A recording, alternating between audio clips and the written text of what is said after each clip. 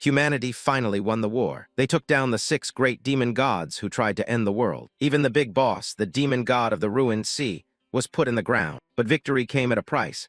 The surface was already gone, swallowed by the sea of death. Humanity is on the brink of total extinction. Se-Hoon stares at the ruins, wondering why winning feels exactly like losing. The Tower of Heroes is a pile of rubble now. The sea isn't stopping, even with its creator dead. The blacksmith laughs at the absurdity as the world throws its final tantrum. Yom Sung-ha, known as the Mad Dog, scoffs at him for acting like he's the main character. Liu's Valent tells him to stop faking it and shut up. Amir Singh thinks the guy has just been riding their coattails. Se-Hoon reminds them they'd be dead without the gear he made. The heroes are stunned by the disrespect. He tells the 3 dogs to quit whining and give back his stuff if they're so mad. These guys aren't real heroes. They're just opportunists who look out for number 1. They never cared about humanity. They just did whatever served them best. They sat back while everyone else died, just so they could be the ones standing at the end. They technically contributed the most, but only because they outlived the better people. Se-Hoon wonders if things would have turned out differently if they just fought sooner. He looks at the dying group,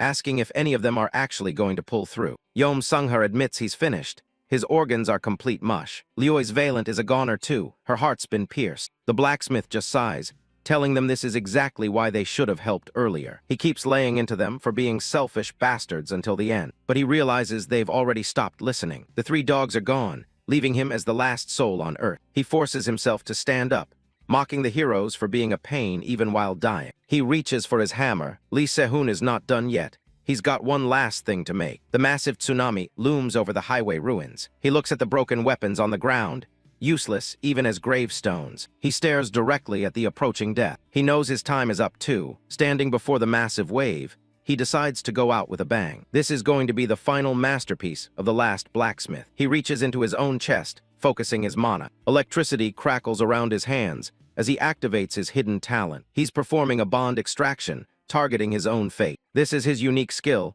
Blacksmith of Bonds. It extracts special ores based on his connection with a target. He pulls out a colorless ore, a material as empty as his regrets. He looks at the colorless ore, thinking that if it's empty, it should at least carry the weight of his regrets. With the world ending around him, he brings his hammer down with everything he's got. The massive wave of the ruined sea looms over him, and he realizes the sound of the water is the same one he's heard since he first awakened. He keeps hammering, the ringing in his ears louder than ever. Usually, that sound meant he was about to create something that defied imagination. Se-Hoon looks down at the result, disappointed that it doesn't seem to have any special power. He holds up the finished blade, cursing how incredibly plain it turned out to be. As the dark water swallows him, he decides he'd rather go out with his own creation in hand. The blacksmith grits his teeth, refusing to just let the waves take him without a fight. Sinking into the abyss, he laughs at himself for choosing to spend his final moments hammering away. Drifting through the cold darkness, a sudden realization hits him. That sound he's been hearing his whole life.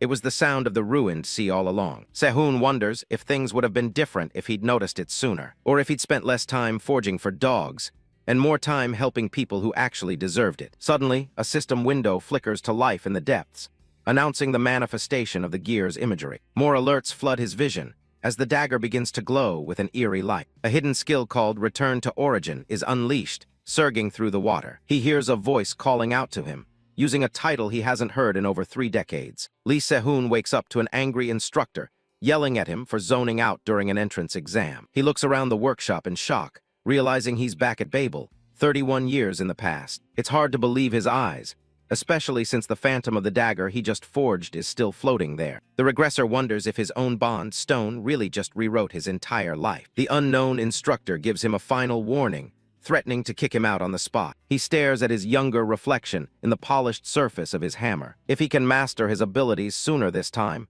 maybe he can actually change the future. He tightens his grip on the handle, pushing aside the confusion. There's only one thing that matters now, seizing this second chance with both hands. A sharp, confident smile spreads across his face. This time, he isn't going to let anything be destroyed. Se-Hoon's goal is clear. Get into Babel and track down the 3 dogs. That's where everything begins in this life. He brings the hammer down with total focus. The ringing sound is so intense it startles everyone in the workshop, including the gray-haired professor watching from the side. The professor stares, sensing something different about this particular cadet. Each strike is heavy and deliberate, sending sparks flying across the anvil. It looks slow, but the rhythm is perfect, A clear, consistent ring without a single mistake. Finally, Se-Hoon finishes the blade, and it's practically glowing with quality. The entire workshop goes dead silent as they look at the finished work. Assistant Han, a nervous young man with reddish-brown hair, can't believe a cadet actually made something this good. Han is completely floored by the sheer quality of the weapon. The professor realizes they've just witnessed an incredible performance, but instead of turning it in, Se-Hoon raises his hammer for one more strike. He smashes the sword to pieces right on the anvil, shocking everyone in the room. He's not satisfied at all, calling his own work nothing more than trash. As a blacksmith, Se-Hoon can't stand the thought of submitting something so mediocre. Han loses it, shouting at Se-Hoon for destroying a masterpiece right in front of the inspector. Se-Hoon just turns to the professor and calmly asks to redo the whole assignment. Han is still fuming, but the professor's focus is entirely on Se-Hoon. The professor tells Han to go ahead and bring some more materials. Han tries to argue, but one stern look from the professor shuts him down. He rushes off to get the supplies before the professor loses his patience. Se-Hoon waits, looking completely unfazed by the pressure. The professor reminds him there are only 40 minutes left in the exam, but Se-Hoon just nods. Looking at the shards on the floor, the professor wonders if the kid really knows what he's doing. Se-Hoon stares at the forge, his eyes glowing with determination. He refuses to turn in a result he isn't proud of. The professor tells him to give it his best shot then. Se-Hoon locks in, focusing every bit of his mana for the final push. He knows his current body is too weak, and the clock is working against him. The only way to pull this off is to use his most effective technique right now. He heads back to the fire, leaving the other cadets wondering what he's planning. Suddenly, he starts pouring mana directly into the ignition stones, which is incredibly dangerous. He stunned everyone by tossing the stones straight into the roaring flames. Another cadet watches in terror, convinced the stones are about to blow up the whole workshop. Instead of an explosion, the forge bursts into a stunning display of multicolored flames. Han panics and starts yelling for a fire extinguisher. He begs the professor to let him put it out, but he's told to stay back. The professor tells him to look closer. The flow of these flames isn't out of control at all. It's the five-colored fire demon, a high-level technique used to supercharge the forge. Se-Hoon stands before the rainbow fire, looking like he's right at home in the extreme heat. It takes incredible control, but it's the perfect way to forge high-level gear even with low mana. The workshop falls silent as the fire stabilizes. It didn't explode after all. Professor Kim Incheol watches closely as the color of the iron ingot begins to shift right before his eyes. He realizes that Se-Hoon resonated the ignition stones on purpose to boost the heat and alter the ingot's properties. It's a clever way to cut down on forging time, but with only 30 minutes left, the pressure is still on. The professor knows Se-Hoon is good, but if he doesn't pick up the pace, he's not going to make it. Se-Hoon doesn't seem worried, swinging his hammer with relentless focus. Each strike rings out with incredible power, sparking off the anvil. Se-Hoon's expression remains locked in as he keeps his eyes on the prize. He plunges the metal back into the intense, multicolored flames. The ingot glows with a rainbow aura, absorbing the massive heat of the forge. Se-Hoon is sweating through the heat, pushing his limits to stay on schedule. His hammer strikes are like thunder, vibrating through the entire workshop. He's putting everything he has into these final swings, knowing time is slipping away. His mana finally runs out and his protection wears off, leaving his body to take the full brunt of the work. His hands start to bleed from the sheer vibration and strain of the hammer, but he doesn't slow down for even a second,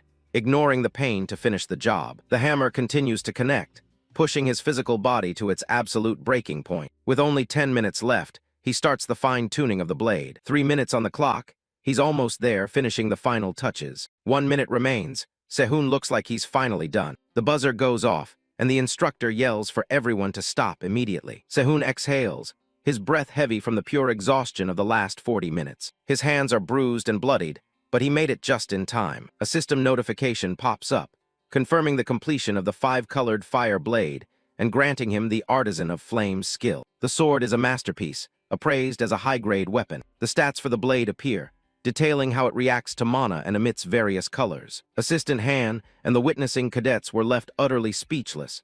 He couldn't wrap his head around the fact that the sword actually reached high grade. Se-Hoon casually tells him to check the info window if he's that surprised, while the professor looks on in silence. Han starts screaming that it's a clear pass, unable to contain his excitement. Professor Kim tells him to shut it, looking a bit annoyed by the outburst. Later, Se-Hoon is called into Professor Kim In-cheol's private office. The professor stares at him from across the desk, looking thoughtful. He asks Se-Hoon if he really thought that sword was worth turning in. Se-Hoon admits that for his current level, it was good enough. Professor Kim can tell the kid is still unsatisfied with the result. He bluntly tells Se-Hoon that this place isn't big enough for his talent, and he should withdraw his application. He explains that while Babel has a huge reputation, their refining department hasn't actually produced any real results lately. Se-Hoon listens calmly, but in his head, he already knows the truth about that place. He knows that in 8 years, Babel's refining department will be completely abolished for its low standards. And he knows that Vulcan Academy will be the one to rise and train the world's best blacksmiths. He looks the professor in the eye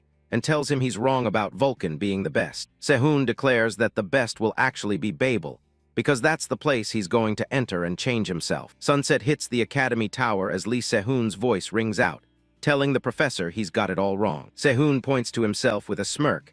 He says the top spot won't belong to Vulcan Academy. His gaze sharpens. It'll belong to Babel, the school he's actually entering. Professor Kim In-cheol, a grizzled blacksmith with a blonde beard, just stares him down. Kim leans back, crossing his arms and asking if Se-Hoon really has the guts to aim for the top of the freshman class. Se-Hoon doesn't even blink when he says, of course. The professor stands up, wondering if the kid even knows the grueling process for picking Babel's top student. Se-Hoon lays it out like he's reading a script.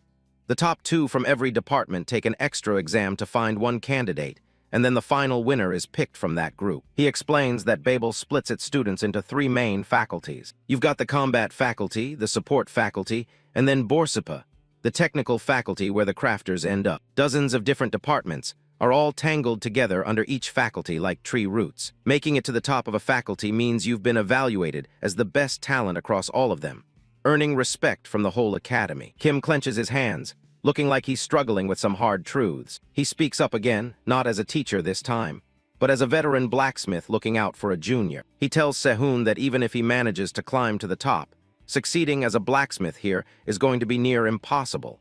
He straight up tells him to go to Vulcan Academy instead. He looks dead serious, genuinely believing he's pointing the kid toward the only path that actually has a future. Se-Hoon watches him, realizing Kim is a decent guy.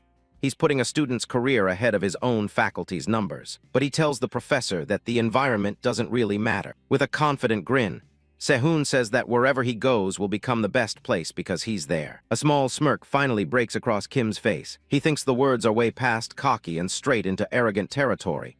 But for some reason, he doesn't hate the attitude. He holds out a massive scarred hand, telling Se-Hoon he'll be in his care. Se-Hoon reaches out and takes it, his bandaged hand disappearing into the veteran's grip. As they shake, a blue system window pops up. A connection has been established with Kim In-cheol, reaching level 1. Se-Hoon's eyes light up as the system starts extracting affinity directly from the professor. Blue sparks fly around his hand as a piece of raw mineral starts to manifest out of thin air. A jagged orange stone floats above his palm, pulled straight from the new bond he just formed. The system identifies it as fire-infused iron, a high-rank material that can store fire inside itself. Later that night, the city goes quiet under the streetlights. Back in his room, Se-Hoon sits on his bed, obsessing over the small chunk of iron. He looks at the glowing rock, thinking it's not a bad haul, but it's a bit disappointing that it's only this size. He thinks about his skill, affinity extraction, which lets him pull out minerals that didn't even exist before by quantifying his relationships. The problem is his connection level is still way too low for the skill to be truly useful yet. He checks his status window and sighs. Compared to the other freshmen heading to Babel, his stats are a total disaster. He lets out a long sigh. It's a lot to handle, but he figures it's a small price to pay for getting a second chance at life. He stares into the void, telling himself to keep his cool and not get impatient. There's still plenty of time to get ready before he has to take down the bastards from Pandemonium. He remembers the Pandemonium monsters, the things that didn't just threaten people, but the entire planet. Images of the 6 great demon gods flash in his mind, the ones who orchestrated the destruction of humanity. To stop them, he knows he can't afford to be picky about his methods. He decides he needs to find a memory-related tool or skill so he doesn't forget a single detail about the future. He sits there in the dark, checking his stats one last time. Step 1, getting into Babel, is officially done. Suddenly, something catches his eye as the system pings. He looks up, clearly surprised by whatever just popped up. A system message pops up. Se-Hoon's connection level has officially hit level 1. Along with that, he's unlocked a new skill, Affinity Imprint. A week passes, and we find Se-Hoon at the front gates of Babel Academy. He's wandering the halls, looking a little lost as he mutters to himself about being in the right place. He spots the sign for refining room 3 and breathes a sigh of relief.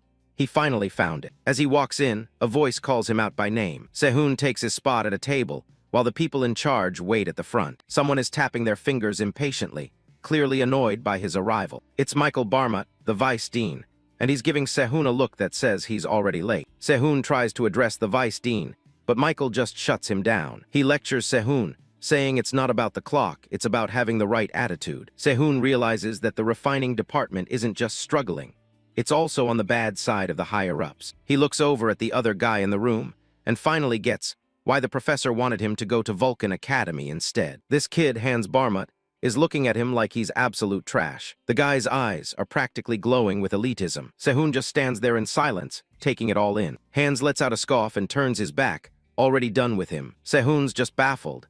It's been ages since anyone's treated him like some wet-behind-the-ears brat. Suddenly, a woman's voice cuts through the tension, asking if everyone's already gathered. Both the boys turn toward the door to see who's coming in. Michael Barmut stands up, his voice losing its edge as he welcomes the dean. The woman walks past Se-Hoon with total confidence, heading for the head of the room. She casually apologizes for being late, her long red hair following her. This is Ryu Yunha, the dean of the entire Borsapa faculty. Se-Hoon's brain completely short-circuits. He knows exactly who this is from his past life. Se-Hoon is completely caught off guard when he sees who's walking into the room. He'd heard this person used to work at Babel, but he didn't think he'd see her here. Sitting before him is the dean herself, Ryu Yunha. In his past life, she was the S-rank hero known as the Weapon Eater. Before he regressed, she was actually a regular customer of his for a very long time. But his memories of her aren't exactly pleasant. On the battlefield, in her final moments, she looked at him with eyes full of regret for having devoured the very weapons he had poured his heart and soul into. They were in the middle of a ruined city, with the rain pouring down around them. She was battered and broken, barely clinging to life. Se-Hoon could only stand there and watch, the weight of her words sinking in. Back then, she was a legend who had fallen, and he was just the blacksmith who had armed her. He suddenly snapped back to the present when his name is called. He quickly composes himself as the instructor looks his way. The instructor stands between the students, getting ready to lay out the rules for the final test. They've got exactly 90 minutes to prove they belong here. The goal is to craft a weapon that perfectly complements the sword they made in the last exam. But there's a catch to this particular challenge. They have to use a technique called alchemical smelting, which involves manipulating pure mana. The instructor gestures to the massive supply of materials they have at their disposal. There are rows of barrels and crates filled with various elemental ores. Up at the judge's table, Ryu Yunha sits beside Vice Dean Michael Barmut, waiting for the show to start. With a sharp command, the exam officially kicks off. Hans Barmut shoots a smug look over at Se-Hoon, clearly thinking he's already won. Se-Hoon just ignores him and ties on his apron, focused on the task at hand. He starts analyzing the ores, thinking about how to resonate the mana without it going berserk. Hans notices him hesitating and can't help but throw a jab about his low mana capacity. Se-Hoon looks up, wondering if this guy is actually talking to him or just likes the sound of his own voice. The instructor quickly steps in, calling out Hans for the disruption. He warns the kid to keep his mouth shut and focus on the exam. Hans backs off with a fake apology, while Se-Hoon makes a mental note of the name. It finally clicks. This annoying jerk is actually the judge's son, Michael and Hans Barmut. The resemblance is definitely there, and so is the shared arrogance. Se-Hoon just smirks, realizing why Hans acts like he owns the place. Hans is clearly riding high on his family name, thinking his pedigree makes him superior. He sees Se-Hoon as just some low-ranked commoner who doesn't stand a chance against a Barmut. Hans reaches into a bin, grabbing some high-quality ores to show off his skill. He picks out some expensive lazulite, confident that the outcome is already decided. The judges watch closely as the students make their first moves. The instructor notes that they've picked water attribute materials, which are notoriously difficult to smelt. Michael just smiles, claiming that the old ways of smelting are a thing of the past. The instructor looks skeptical, knowing how unpredictable elemental mana can be. But Michael is certain that his son can finish the entire synthesis in just 30 minutes. Hans starts the resonance, his mana already crackling with power. He's moving at a pace that seems impossible for a student. Even a second year wouldn't be able to pull off a synthesis in just 30 minutes. The instructor realizes the game is rigged. The time limit and materials are all designed to let Hans shine. It's clear that Michael went out of his way to set up the perfect stage for his son. Ryu Yunha watches silently, her eyes fixed on the unfolding drama. Se-Hoon ignores the politics and focuses on the firestones in his hands. The judges look on, curious to see if the commoner can actually pull something off. Michael smirks, convinced that Se-Hoon is just acting tough to hide his lack of skill. Hans throws a sideways glance at his rival, wondering why he's so calm. He notices Se-Hoon has picked ores that completely contrast with his own. He thinks Se-Hoon is a total fool for trying to control the difficult Hwahang stones with such low mana. Hans feels like the victory is already in his pocket before the test even really started. But Se-Hoon's eyes sharpen as he prepares to break every rule of traditional alchemy. He triggers his unique skill, Affinity Engraving, causing the air to hum with power. Instead of using pure mana, he activates the Hwaham stones directly. He fuses the Hwaham iron straight into his right arm. A small, intense spark of fire ignites at his fingertips. In an instant, his entire arm is engulfed in a fierce, blazing flame. Hans is stunned, immediately dismissing it as nothing more than a cheap, flashy trick. The fire begins to spiral and dance around Se-Hoon's hand, perfectly under his control. He plunges his hands into the materials, the flames roaring as they begin the smelting. The ores start to glow and shift under the intense heat of his unique skill. Se-Hoon has a small smile on his face, enjoying the feeling of the crafting process. Everyone in the hall stops what they're doing to stare at the guy who just turned his arm into a torch. Michael thinks it's absolute suicide to try and resonate with the same attribute as the mineral. He's certain that the elemental mana is going to go berserk and blow Se-Hoon's arm off. He watches with a cruel grin, waiting for the inevitable disaster. But the flames don't explode. They flow with a precision that defies common sense. Se-Hoon was in a state of absolute focus. His concentration was so intense that he seemed like the protagonist in a silent, negative film painting, where all sound had simply vanished. The judges were absolutely stunned by the terrifying intensity of the firepower Se-Hoon was radiating. Out of the swirling fire, the shape of a weapon begins to materialize. Se-Hoon lets out a long breath as the heat starts to fade, signaling the end. He unequips the Hwaham iron as the system confirms the crafting is complete. The entire room goes dead silent as the judges stare in disbelief. He successfully created a fire attribute sheath named Hwajokcho. The weapon glows with a soft, warm light, looking like a piece of art. It's a rare rank item that not only stores fire mana, but also allows for a specialized skill called wildfire. Hans is shaking, unable to comprehend how Se-Hoon finished the entire synthesis in seconds. Drowning in shock from his rival's results, he lost his cool and made a suicidal move, trying to mimic our protagonist, Se-Hoon. He decided to fuse an additional attribute into the alchemy process, but he was clearly punching above his weight. The water attribute stones began to crackle with unstable energy. Realizing he's about to lose his grip, Hans looks down in pure terror. Michael stands up, shouting for his son to stop before he makes a fatal mistake. Hans is paralyzed with fear as the unstable mana stone begins to surge with electricity. The blinding light from the impending explosion reflects in his wide, panicking eyes. With a sharp metallic sound, the blue sphere shatters under the pressure. The entire room is swallowed by a violent blast of blue mana as the experiment ends in disaster. It's late afternoon at the smithing department, and the exam hall is dead quiet after the results. Scraps of metal and broken tools are scattered across the floor, leftovers from the intense testing. Hans Barmut, the vice dean's son, was left battered and bruised after a pathetic defeat. Lee Se-Hoon just stands there, completely unbothered by the heavy atmosphere in the room. Professor Kim Incheol rubs his head in frustration, realizing how much of a mess this ranking is going to be. He sighs, thinking about the talent that might get wasted because of petty internal politics. Over on the side, Hans Barmut is a total wreck, barely able to keep himself together. His hand is shaking uncontrollably, his pride clearly shattered by the crushing defeat. Michael's mouth curls into a thin, displeased line as he prepares to step in. He starts messing with his tie, suggesting they should just void the whole exam and try again later. Kim isn't having it, arguing that they can't just ignore a completed test because things didn't go their way. Michael just smirks, accusing the professor of caring more about grades than the well-being of his students. Kim stares back, clearly exhausted by the blatant favoritism Michael is showing his family. The vice department head steps forward, ready to flex his authority over the situation. He slams his point home, claiming the record for resonance speed is 5 minutes, making Se-Hoon's result a physical impossibility. He points a finger at Se-Hoon, declaring that there's no way a brand new student could pull off something like that. Se-Hoon just watches him rant, knowing the guy's common sense is decades behind his own knowledge. He reflects on how traditional alchemy forging usually just forces life into the ore,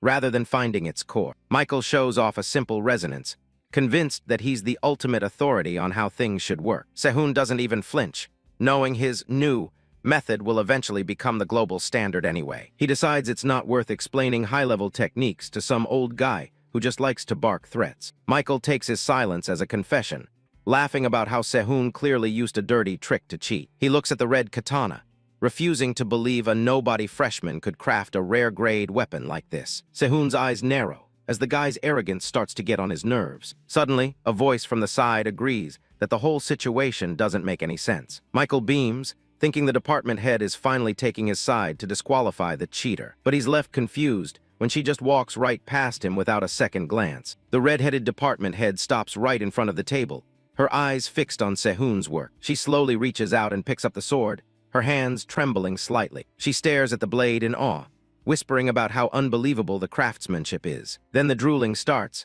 She's looking at that sword like it's a 5-course meal. She points at Se-Hoon, catching him completely off guard with her sudden intensity. She goes full fanatic, begging him for just one bite, or at least a quick lick of the blade. The professors just stand there in stunned silence, wondering if their boss has finally lost it. She's practically vibrating with excitement, making a total scene in front of everyone. The whole mood of the room just evaporates, leaving the staff completely drained by her weirdness. Later that afternoon, the city is glowing under the sunset as students head home. Se-Hoon walks through downtown alone, his mind already moving on to his next move. He looks at the weapon in his hand, thinking the overall build is okay, but the fine-tuning is still a bit amateur. He closes his eyes for a moment, letting the stress of the day fade away. He can't help but chuckle at the memory of Michael Barmut's face, turning red with rage. But then he pauses. The name Barmut is starting to ring a very specific, unpleasant bell from his past life. Barmut, the name kept echoing in his head, pulling up memories from his previous life. Back then, one of his comrades had bought a cheap piece of junk while working as a chore boy at Babel, only for it to suddenly explode right in her hands. That explosion left her with severe mana burns and a long scar across her face, all because of that bastard's trash craftsmanship. Se-Hoon stops in his tracks, his eyes narrowing as the pieces of the puzzle finally click together. The realization hits him like a physical blow as he stands there on the sidewalk. The blacksmith who left the legendary mad dog, Liu's Valent, with lifelong trauma was a Barmut. He wonders if Hans Barmut, the kid from the exam, is the one destined to become that incompetent smith. Se-Hoon had originally planned to find the 3 dogs and help them turn over a new leaf, but for Liu's, he might not need to go that far. A cold smirk plays on his lips as he realizes he can solve the problem at its source. If he can just keep the Barmut family in check now, he can prevent the mad dog from ever going astray. Meanwhile, inside the Borsapa faculty meeting room,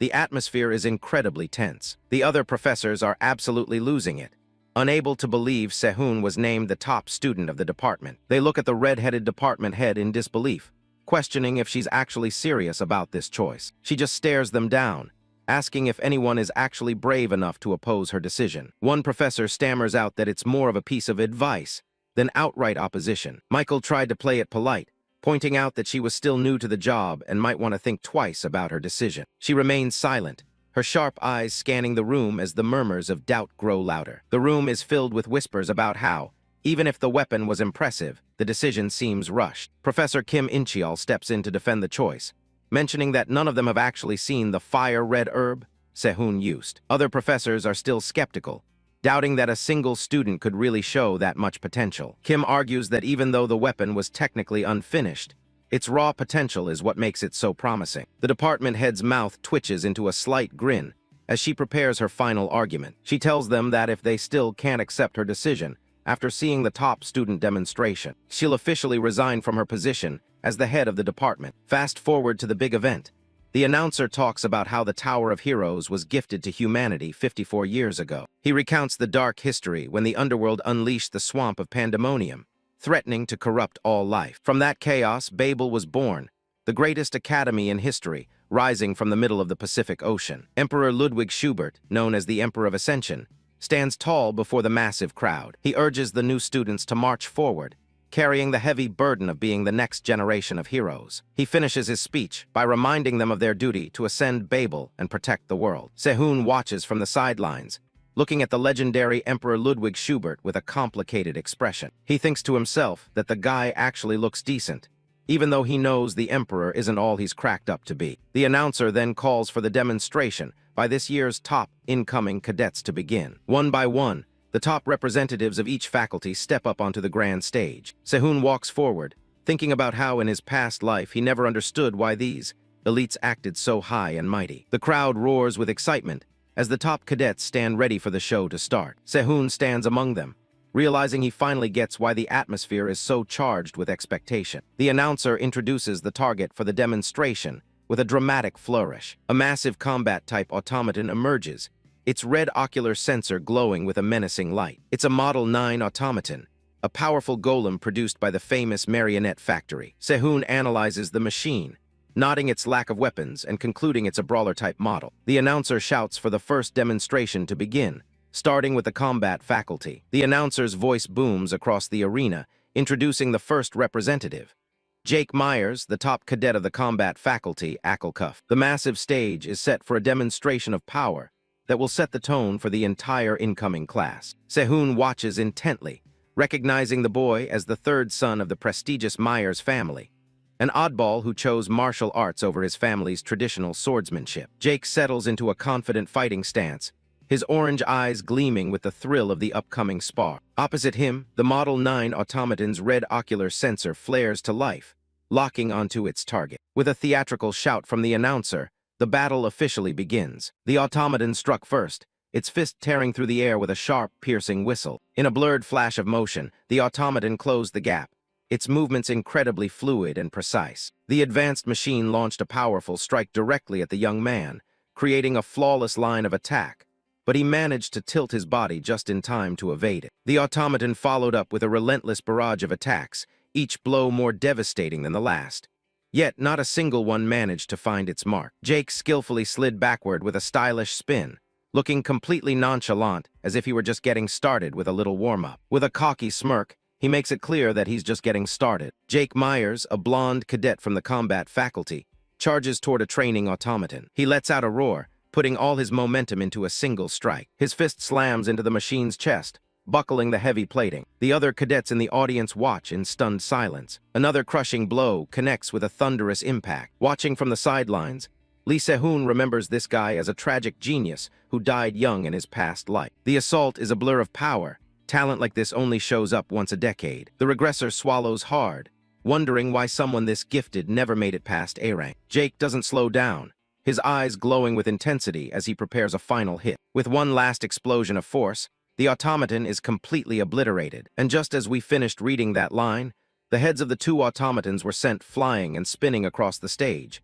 their armor plating shattering from the impact. The machine hits the ground hard, its once menacing red eye fading as its systems shut down. The announcer is left momentarily speechless by the sheer efficiency of the takedown. The crowd erupts into cheers as the announcer praises Jake for defeating a C-rank level threat in a single breath. Jake waves casually to the audience, soaking in the adulation as if it were his birthright. Se-Hoon notes that Jake has set an incredibly high bar, leaving the next representative under immense pressure. Next up is the top representative of the support faculty, the enigmatic Erika Inao. Se-Hoon watches the black-haired girl walk forward, knowing better than anyone that pressure is the last thing she'd ever feel. She is the eldest daughter of the Inao family, one of the three most powerful noble houses in Japan. In his past life, she was a legendary S-rank hero who wielded a mythic-grade weapon with terrifying grace. But that legend ended in tragedy when she was corrupted into a fiend and eventually executed by her own kin. Recognizing her destiny for ruin,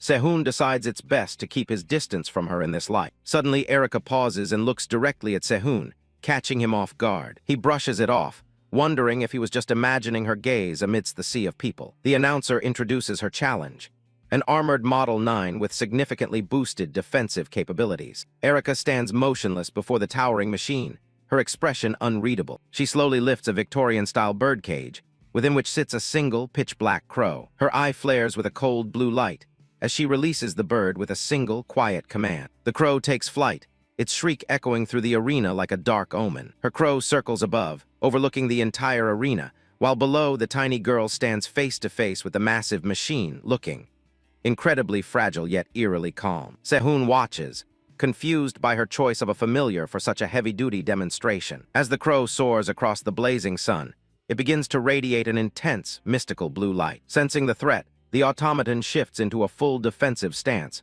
raising its heavy shield arms. Se-Hoon doubts the small bird can penetrate such thick plating, especially in a purely defensive configuration. A faint, knowing smile touches Erika's lips as the mana around the crow begins to coalesce. Ethereal light begins to condense around the crow's wings and legs, forging them into cold, lethal metal right before the audience's eyes. From the mana emerges a massive, armored spirit form with glowing blue eyes. The familiar takes on its true, terrifying shape, a colossal winged beast of pure energy. It slams into the automaton with the force of a falling meteor, dark feathers scattering everywhere. A blinding explosion of mana and smoke erupts, completely obscuring the stage as the ground trembles. Se-Hoon stares in disbelief as the dust settles on the arena floor. The Model 9 automaton stands frozen, a gaping, smoldering hole torn straight through its heavy chest armor. Electricity crackles around the ruin of the machine, showing the sheer destructive force of Erika's familiar. As the ethereal energy dissipates, the crow flies back through the lingering smoke toward its master. Erika calmly retrieves the bird, her expression as cold and unchanging as the bird's glowing eyes. The announcer's voice reaches a fever pitch, screaming about the incredible feat of piercing a C-rank defense with a single strike as the crowd erupts in cheers. Se-Hoon wipes a bead of sweat from his brow, realizing that following such a display is going to be a nightmare. Despite the overwhelming atmosphere, he grips his sheathed weapon and begins the long walk toward the center of the stage. The announcer kicks things off by introducing Lee Se-Hoon as the top student of the engineering faculty. Up in the VIP booth, Ludwig Schubert watches the arena closely. Ludwig is impressed by this year's crop of freshmen.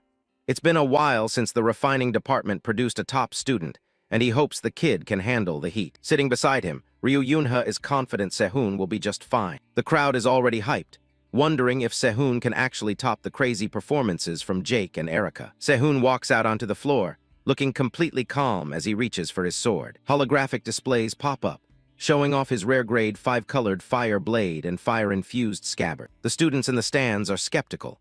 They can't believe the refining department actually turned out a rare-grade weapon. Compared to what they've seen from other departments, Se-Hoon's gear looks way too plain to be anything special. Michael Barmut watches with a smug grin, already convinced that Se-Hoon is about to crash and burn. In his mind, he was already picturing his son seizing the top spot the moment this piece of trash finishes his pathetic performance. Yunha keeps her eyes fixed on the boy, waiting to see if there's more to his creation than meets the eye. The announcer starts setting up a D-rank target, but Se-Hoon immediately shuts him down.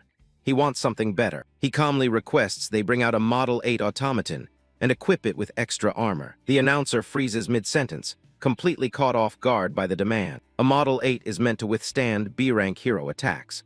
Piling armor on top of that is basically asking for a suicide mission. He stammers into the mic, sweating as he tries to process the insane request. The announcer starts panicking, worried Se-Hoon is just trying to sabotage the entire demonstration on short notice. But instructor Kim In-cheol appears out of nowhere, hauling the exact bot Se-Hoon asked for. The massive armored machine rolls onto the stage, leaving the announcer speechless. The announcer tries to tell Kim he can't just do that, but the instructor isn't listening. Ludwig watches the scene unfold, intrigued by the sudden change in the demonstration stakes. Kim gives Se-Hoon a simple command: go wild. Se-Hoon stood his ground, facing the metal giant without flinching, and silently thanked his teacher. Seeing no other choice, the announcer raises his hand and calls for the start of the duel. The crowd erupts as the real show finally begins. Kim folds his arms and leans back, ready to see what his student can really do. Yunha leans forward, her eyes narrowing as she focuses on the center of the arena. Se-Hoon cracks a small smile. He's more than ready to live up to the crowd's expectations. He takes a low stance and draws the blade just an inch out of its scabbard. With a sudden flash, multicolored flames burst forth, engulfing the blade in a brilliant light. He settled into his stance, ready to unleash a strike at a moment's notice. Across from him stood the automaton, the heaviest challenge yet, far outclassing what the other two top students had faced. The students are losing their minds at the spectacle, unable to believe a freshman is pulling this off. Hans just scoffs, dismissing the entire thing as nothing but flashy eye candy. He's convinced a brat with barely any mana can't actually put any weight behind a hit. Se-Hoon knows the flames in his blade are volatile, but he's got a plan to harness that chaos. He uses his Artisan of Flame skill to force-feed the crimson fire directly into the scabbard. His eye glows with a sharp light as the injection is completed. The armored automaton braces itself, its internal systems flaring as it recognizes the threat. It's time for Se-Hoon to unleash wildfire. He swings his blade, and the arena is instantly consumed by a massive wave of energy. The compressed mana inside the scabbard detonates, forcing Jake and the other students to shield their eyes from the blast. The explosion hits the armored bot dead-on, tearing through its defenses like they were made of paper. The energy from the blade reached its absolute peak, triggering a colossal, earth-shattering wave that completely annihilated both the target and the arena floor. Up in the stands, the proctors were frozen in shock. Even Michael was left speechless, completely paralyzed by the sheer, raw power of that strike. The announcer is having a complete meltdown. He's never seen a freshman do this much property damage in a mid-term evaluation. As the dust begins to settle, Se-Hoon stands alone in the middle of the scorched arena. He slowly sheathes his blade, the heat still radiating from the metal. He lets out a small breath, looking remarkably calm despite the chaos he just unleashed. Looking down at the massive trench carved into the floor, he wonders if he might have gone a bit too far with the demonstration. The announcer is literally shaking as he tries to find the words to end the evaluation. He calls for the construction support team to fix the hall immediately. Evaluation is over, and Se-Hoon has set a new record for destruction. A while later, the click of heels echoes down the hallway toward a private office. Se-Hoon is waiting inside, sitting on a sofa with his arms crossed while he waits for the faculty's verdict. Ryu Yunha walks in, apologizing for the wait. She was busy supervising the cleanup of the massive mess he made in the arena. Se-Hoon stands up and rubs the back of his neck, offering his own apology for wrecking the main hall. Yunha just stares at him. She's not thinking about the damage, she's focused on the quality of his work. He starts to get a little nervous, asking if she called him in just to give him a lecture about the property damage. She waves it off immediately, telling him that's not the reason she brought him here at all. Suddenly, a strange gurgling sound comes from her, and she looks incredibly flustered as she struggles to stay professional. Se-Hoon can only stare in confusion at the sudden, weird shift in the atmosphere. She clears her throat and tries to regain her composure, looking a bit embarrassed by her own reaction. She gets straight to the point, looking Se-Hoon in the eye with an intense, desperate gaze. She offers him 10 times the market price for both the blade and the scabbard. She has to have them for herself. Se-Hoon is completely stunned. He didn't expect the head of faculty to try and buy a student's gear right off him. Just then, a system notification pings. He's officially established an affinity with Ryu Yunha. Ryu Yunha is speechless. Se-Hoon's managed to link up with her already, establishing a level 1 connection. Even Se-Hoon's a bit shocked. Back before he regressed, he had to practically beg her just to get this far. He puts on a polite face and thanks her, but inside he's grinning.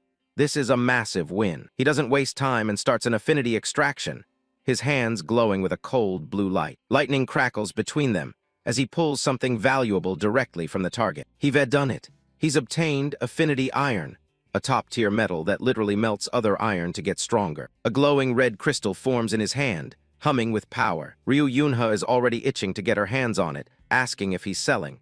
Se-Hoon just gives her a blank no. She's about to push him on it when a knock at the door stops her. It's Kim In-cheol. The instructor walks in and tells them the chairman wants to see the boy for the presentation ceremony right now. Kim In-cheol asks to take Se-Hoon along, leaving Ryu Yunha looking a little frustrated. She doesn't have much of a choice, so she just tells them she understands. Se-Hoon gives her a little bow and promises to see her later as he follows the instructor. Ryu Yunha stands there in silence, watching the talented kid walk out of her office. They head over to the Marduk estate, a massive castle-like building that serves as the heart of the academy. Kim In-cheol leads Se-Hoon through the luxurious halls, with light pouring in from the massive windows. The instructor tells him to be on his best behavior. You don't want to get on the bad side of the man at the top. Apparently, the boss is feeling generous today, since he's overlooking the fact that Se-Hoon blew up the auditorium. Se-Hoon isn't worried at all. He just tells the instructor not to sweat it as he prepares to meet the legend. They enter the massive office, which looks more like a grand library than a workspace. This is the man himself, Ludwig Schubert, the chairman and a legendary figure known as the Emperor of Ascension. Se-Hoon remembers him as a hero who supposedly died fighting one of the 6 great demon gods in the past. Looking at him now, Se-Hoon can feel the weight of an actual apex climber. Ludwig opens his eyes and admits that the weapons Se-Hoon showed off earlier were actually pretty interesting. He says he's looking forward to what the kid does in the future. Se-Hoon stays calm, knowing he took a huge risk by throwing all his best materials into those armaments. As a reward for all that talent and effort, the chairman decides to give him 2 special gifts. Se-Hoon's ears perk up at that.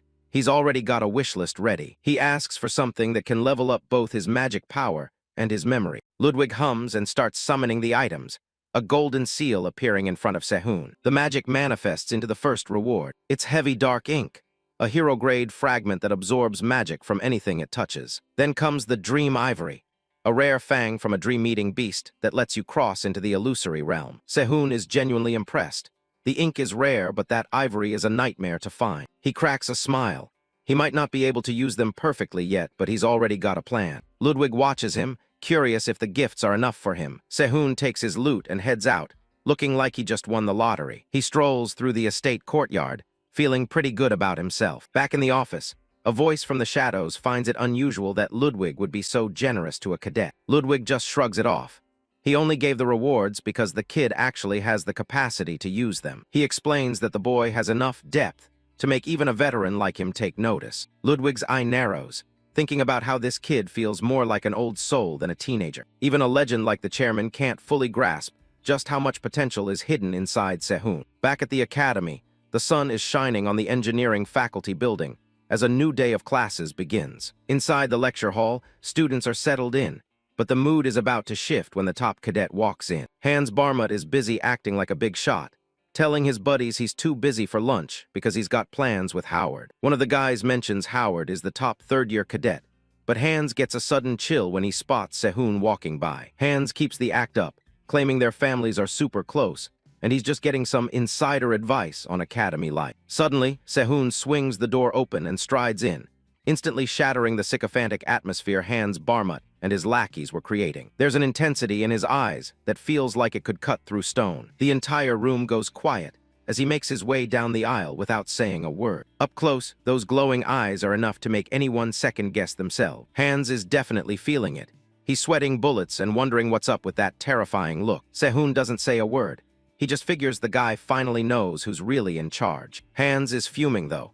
He can't stand being intimidated by someone he considers a nobody with no background. The classroom door swings open, and instructor Kim In-cheol walks in, ordering everyone to take their seats. He gets straight to business, standing at the front of the room ready to start the lesson. Since it's the first class, he wants to kick things off with some self-introductions. He brings out a box of projection alloy, a special material for their first test. He explains that it's dozens of times more sensitive to magic than your average ore. To prove it, he pumps some magic into a piece, and it starts glowing with a fierce heat. In an instant, he manifests a massive, pitch-black blade right out of thin air. The students are blown away. Se-Hoon realizes that this guy isn't a top 100 artisan for nothing, but there's a catch to using such sensitive material. The manifested weapon shatters easily, showing just how unstable it can be. The instructor explains that it reflects parts of your personality you might not even realize you have. These creations are called avatars, and they're essentially a snapshot of the creator's soul. He tells them to give it their all since their work will be displayed in the main building for a week. Hans is the first to jump at the chance, grabbing a piece of alloy that probably cost a fortune. He channels his magic and creates a fancy, gold-trimmed rapier that looks pretty impressive to the crowd. The other students are floored, but Se-Hoon isn't buying it. He thinks the guy is missing the most important talent. Then lastly, the instructor calls on Lee Se-Hoon to step up. He picks up a piece and looks at his own reflection. He's already the top cadet, so there's no point in playing small anymore. He starts pouring his magic in, and a violent red flame begins to swirl around the alloy. He decides it's time to stop holding back and just go all out. Out of nowhere, a massive energy blast detonated, swallowing the hall in a brilliant light. Tremors shook the whole academy, leaving everyone paralyzed with confusion as they struggled to process the source of such a terrifying explosion. A massive crowd has gathered around the latest exhibition. The students can't stop talking about it. A freshman pulling off something on this level is unheard of. Most of them are just standing there in disbelief. The piece is a statistical anomaly. It actually absorbed 19 surrounding projection alloys during production. Some are trying to brush it off as a lucky coincidence, but the Academy is officially recognizing it as proof of Lee Se-Hoon's talent. Erika Inao watches the crowd with her own thoughts on the matter. Her companion agrees that the alloys provided weren't enough to truly measure Se-Hoon's depth. The weapon itself is a bizarre, powerful fusion that defies standard logic. Cut to the workshop, where the sound of heavy hammering rings out. Lee Se-Hoon is drenched in sweat, completely locked into his work. He's hitting the metal with perfect precision, not missing a single beat. The instructor calls for the end of class, and the other students start packing up. Se-Hoon doesn't stop, pushing his younger body as hard as he possibly can. He looks over the blades on the table, still feeling like something is missing. He raises the hammer again, his focus sharpening until his eyes practically glow. An assistant instructor walks over to check on him. He tells Se-Hoon to take it easy, They need this next piece to be delivered, not broken. He explains that the Academy's budget relies on the sale of these student-made weapons. Seeing the kid's frustration, he asks if the issue is his physical strength or his mana. Se-Hoon wipes his face and admits that right now, it's definitely his body holding him back. He wants to work with heavyweight rock, but he just doesn't have the stamina to handle it yet. The assistant instructor pondered for a moment before suggesting, "Why don't you try a different approach?" He suggests that using magic buffs might be a lot faster than just waiting for his muscles to grow. Se-Hoon realizes he's been thinking like a purist. In his past life, he never bothered with magical assistance, but now he sees the potential. Buffs could bridge the gap and let him smelt high-tier ores immediately. As he started to head out, he paused to cast a lingering look at the assistant instructor's work. He casually mentions the guy is wasting too much mana and needs to focus his strikes on a single point. The instructor is left completely speechless. He watches the freshman walk away, stunned that a student just gave him technical advice. Se-Hoon steps out into the afternoon light, ready to start his new plan. Babel Academy is pretty open about letting cadets take classes from other departments. He boards the train, keeping in mind that the freedom comes with the risk of expulsion if he fails. The automated voice announces the next stop, the Department of Shamanism. Se-Hoon steps onto the platform, looking for the shortcuts he needs. He runs right into Erica Inao and her group of followers. One of the guys guarding her immediately gets aggressive and tells Se-Hoon to move. Se-Hoon doesn't budge, telling them that they should be the ones getting out of his way. The tension spikes instantly as the guy gets ready to start a fight. Erica steps in and asks Se-Hoon where he's going in such a hurry. He tells her he's here to take a minor in shamanism, leaving the guys behind her confused. Erica offers to be his guide herself. She tells her group to head to their gathering without her, leaving them baffled as she walks off with Se-Hoon. Erica's followers are desperate to get her to a seniors gathering, but she shuts them down instantly, making it clear she's not interested. She keeps walking with Se-Hoon, leaving the rest of her group standing there. She asks him what exactly he's looking for in a minor. Se-Hoon tells her he's after buffs, which catches her off guard. He explains that he needs a physical boost that won't mess with his smelting process. Erica suggests looking into barrier techniques, though Se-Hoon thinks those are only for defense. She pulls out a special envelope to prove her point. She explains that barrier magic is far more versatile than he thinks. She hands him the invitation and tells him to try and tear it open. Se-Hoon gives it a shot, but the magical chains holding it shut won't budge. Erica explains the trick. The barrier is designed to get harder the more force you apply to it. Se-Hoon realizes that kind of reactive control would be perfect for high-level smelting. She offers to hook him up with a specialized professor from her family's branch. But before she can even finish her offer, the sound of the seal cracking rings out. Erica's jaw practically hits the floor. She can't believe he managed to decipher and dismantle her family's signature barrier in seconds. Se-Hoon just shrugs it off and thanks her for the tip, realizing barrier magic is definitely worth his time. He tells her he's going to register now and suggests she join her friends for lunch. Her followers come racing back to her side, panicked that something might have happened. They find the shredded noblesse invitation scattered on the ground. Erica is left in a daze, staring at the pieces of the invitation she personally gave him. Soon after, they arrive at the testing grounds for the Department of Sorcery. The other students are already whispering about why a top student like Erica is hanging out with some random guy. Se-Hoon notices the gossip, but he's more amused by it than anything. Erica warns him that the department doesn't just let anyone in. He has to pass a screening test first. They step into a dense forest that serves as the testing area. Other applicants are already wandering around, looking completely lost. Se-Hoon looks around, wondering if they're really supposed to be playing treasure hunt. He's already starting to find the whole process a little tedious. Suddenly, his foot triggered a hidden trap, causing a violent surge of magical energy to erupt into the air. The magical shards suddenly shattered and scattered in every direction, revealing two men standing right there. In a surprising turn of events, the proctor announced that he had passed, even though Se-Hoon was still processing what the hell had just happened. Stunned, Se-Hoon responded with a bewildered "excuse me," his face literally covered in question marks. Flashback to a few hours earlier. Professor Robert Perry watched from his office, intrigued by the news that Erica was showing a keen interest in a mere freshman. An assistant brings him a phone to show him the latest gossip. It's a photo of the two of them walking together.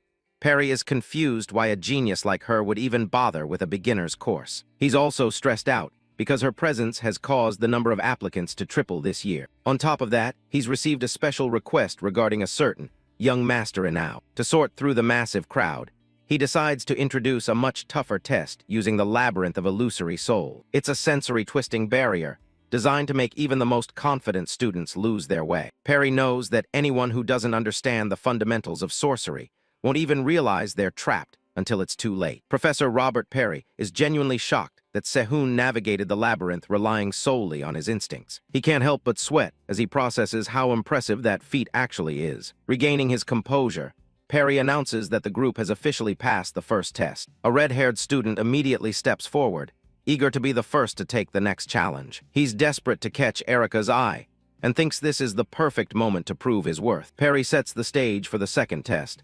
They must dismantle a complex barrier while keeping its structure intact. The student begins his attempt on the spiderweb-type barrier, which is powered by a magical spider at its core. The barrier is designed to be tricky.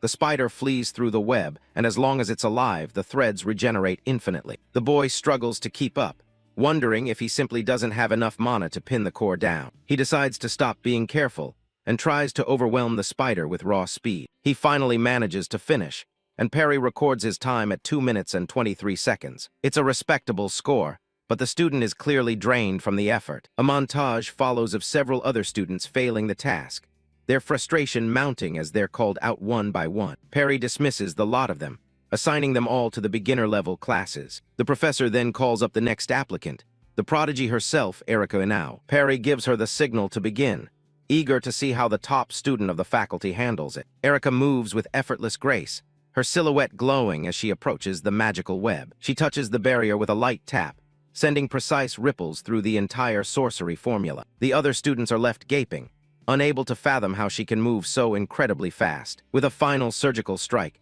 she completely dismantles the core and causes the entire barrier to collapse. Everyone watches in awe, reminded why she holds the title of the faculty's top student. Perry stops the clock at a staggering 22 seconds, noting that while she deviated from the standard method, it was still a masterful display. Finally, the moment everyone has been waiting for arrives, as Perry calls Se-Hoon to the center. Se-Hoon stares at the web, unimpressed by the complexity that had stumped so many others. He settles into a crouch, closely observing the way the mana flows through the threads. The red-haired student and his peers whisper among themselves, wondering why he's just sitting there instead of starting. To Se-Hoon, the logic of the barrier feels remarkably similar to the properties of heavyweight ore. He knows that to smelt such ore, one must balance all stimuli and inject them simultaneously to prevent it from repairing itself. Perry watches with growing confusion, unable to understand what the boy is waiting for. Erica, however, tells the professor to just be patient and let Se-Hoon work at his own pace. Perry can't help but feel skeptical about Se-Hoon's unusual approach. Se-Hoon wonders if he can apply his smelting logic here to hold on to the accumulated stimuli within the barrier. No sooner thought than done.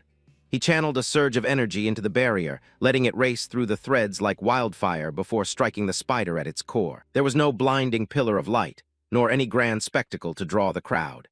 Instead, Se-Hoon calmly dismantled the barrier at his own pace, leaving everyone in a tense, suffocating silence as they watched his every move. As the light fades, Se-Hoon stands up calmly, simply stating that he's finished. He realizes that the logic he just uncovered will allow him to finally refine the difficult heavyweight ore. He steps away from the scorched earth where the barrier once stood, leaving nothing but smoke behind. He walks back toward the group with his hands in his pockets, looking like he hasn't broken a sweat. The assistant instructor stared at his stopwatch in utter confusion.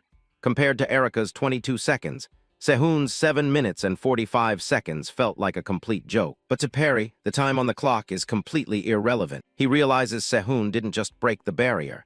He invented an entirely new formula to systematically erase it. Erica watches him walk away, her interest in this unusual freshman deepening even further. Watching Se-Hoon's back as he walks away, Perry shudders at the thought of what kind of legendary items the boy will create once he successfully blends the world of sorcery with his peerless smelting skill. Se-Hoon isn't wasting any time, submitting an application for intermediate smelting using high-grade materials. The staff at the Babel Administrative Office wonders how many people will actually volunteer to supervise a freshman. Turns out the interest is insane.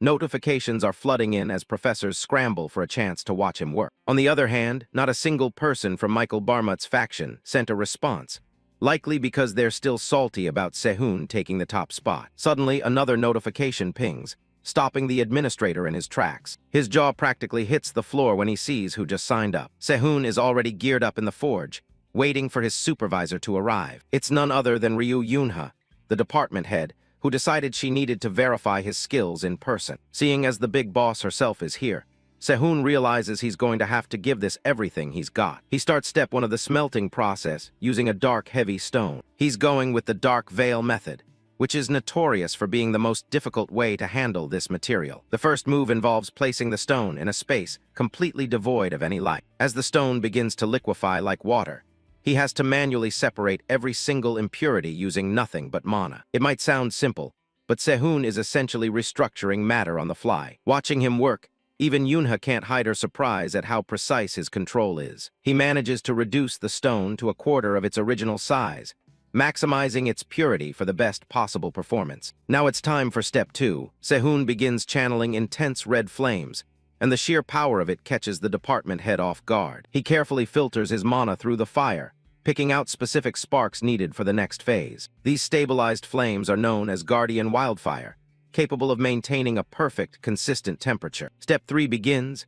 Se-Hoon coats his hammer in that wildfire and starts striking the stone without a single second of rest. Yunha watches him sweat, realizing just how much he must have pushed himself to reach this level of mastery. He slams the hammer down, and a massive burst of green energy erupts from the forge. Outside, the sun is already setting, as the grueling process continues long into the evening. It's been hours, and even the legendary department head is starting to lose the battle with sleep. She starts dozing off, while the rhythmic sound of the hammer keeps echoing through the room. 4 full hours have passed, and Se-Hoon's arm is finally starting to give out from the sheer physical strain. But the stone has reached its limit, absorbing the flames until its very properties begin to warp. The distortion finally stops, signaling that the most difficult part is over. Using a pair of tongs, Se-Hoon carefully moves the processed stone over to be melted down once more. He starts pouring the liquid into a pre-prepared mold, but Yunha is confused as to why he's casting instead of forging. She watches intently, realizing he's doing something completely unconventional. It's the final step. Se-Hoon is using a barrier-breaking formula to slow the cooling process just enough to weave a mana circuit inside. Within the mold, the mana circuit glows as it perfectly integrates into the new equipment. The outer shell shatters as the material solidifies. A system message pops up, confirming the completion of the Dark Spider bracelet. Se-Hoon is completely wiped out, but he's rewarded with a new D-rank skill, Black Spirit Thread. The rare-grade bracelet is impressive, capable of absorbing mana to increase its weight and allowing for a specific gravity skill. Exhausted and drenched in sweat, he can't help but grin. It's a total success. Just as the tension breaks, a loud growl echoes through the forge. Yunha turns bright red, realization hitting her that she's actually hungry after watching him work for so long. Se-Hoon just takes a deep breath, letting the exhaustion finally wash over him. Yunha is clearly impressed, noting a resonance phenomenon in the finished piece. Se-Hoon just sits there looking like he's been through a war, barely able to muster a simple yes. He looks over the bracelets, knowing they're not his strongest work yet, but they're perfect for building a set effect. He offers her the mana-saturated residues from the process, apologizing for not having a full piece of gear for her yet. Se-Hoon watches intently to see her reaction. She takes a bite and finds it surprisingly edible, which catches him off guard. Yunha describes the flavor as something like tempura crumbs, which is a weirdly specific compliment. Se-Hoon realizes he might be getting a bit too good at catering to the department head's specific tastes. Still, he's glad she's happy, knowing this is the fastest way to raise his affinity with her. Yunha keeps eating, admitting it's a bit of a shame to snack while looking at high-quality items like these. She shifts the topic to his more valuable materials, asking when he plans on processing the rare sword and herb. When Se-Hoon says he has no intention of selling them, Yunha looks genuinely surprised. He explains he's saving them for class and jokes that hunger is the best seasoning. The remark actually makes Yunha blush as she looks forward to what he'll create next. She checks if he's officially done for the night, and he confirms the smelting is complete. Yunha suggests heading out and letting the staff clean up the mess, which is music to Se-Hoon's exhausted ears. But just as he's relaxing, something catches him by surprise. Before he can react, Yunha is right there in his personal space. She asks if he's doing okay, and Se-Hoon admits he definitely overdid it with the stamina distribution. She offers to take him back to his room personally, but first, she has a weird question about whether he's afraid of heights. He barely starts to answer when things take a turn. Without warning, Yunha scoops him up bridal style, leaving Se-Hoon completely stunned. She doesn't use the door, instead opting for a more direct exit through the window. They plummet out of the building, Yunha seemingly unbothered by the giant leap. As they fall, Yunha realizes the power she drew from eating that mold was way beyond what she expected. Se-Hoon just smiles to himself, reflecting on how much better this life is going compared to his last one. They soar across the night sky, two figures against the moonlit clouds. Meanwhile, back on the ground, a mysterious girl with long black hair is waiting patiently outside the department building. It turns out she'd been there for quite a while, waiting to hand-deliver an invitation to Se-Hoon. Her presence hasn't gone unnoticed, and the Academy's bulletin board is already blowing up with rumors about why she's been standing there for 3 hours. The student body is in a frenzy, gossiping about who exactly she's waiting for. The next day, Se-Hoon catches wind of the rumors but figures if it's actually important, they'll find him again. The quiet of the classroom is shattered when the door is kicked open. A massive, muscular man with a red bandana walks in and introduces himself as Regressor Miles. He wastes no time with theory, ordering the entire class to the training center and promising 20 laps for the last one there. Panic sets in immediately as the students scramble to get a head start. Se-Hoon is just as confused as everyone else, wondering how a theory class turned into a marathon. Despite the suddenness, he kicks into gear and starts weaving through his classmates. He keeps his pace steady, knowing he can't afford to be the last one finishing. 20 laps is a brutal ask, and Se-Hoon is already starting to feel the burn. He forces himself to keep moving,